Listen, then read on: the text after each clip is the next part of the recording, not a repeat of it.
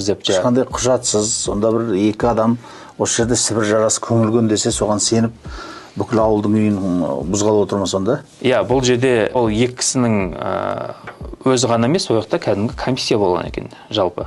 Комиссияның мүшесінде жаңағы әкімдіктің адамы бар, зертханалық институттың адамы бар, жаңағы экологиялық комитеттің адамы бар. Содан кейін қосымша жаңағы екі кісінің қолы бар екен. Енді басқа адамдар уже жұмыстан шығып кеткен, және қай жерде екен біз оны таппадық. Бірақ екі кісі осы жерде болды деген кісілер өздерінің берген ұсынысынан олар бас тартып отыр. Енді ол жерге енді біз ол кісілер жоқ деп айтты екен деп оны да былайынан алып тастай алмаймыз ғой. Өйткені ол Сібір жарасы 100 жылдап жаңағы сақталып қала береді екен. Сондықтан ол жерлерге біз зерттеу жасатқыздық. Комиссия қайтадан құрылды. Сонымен жаңағы комиссияның шешімімен акиматқа хат жіберілді, әкімдікке.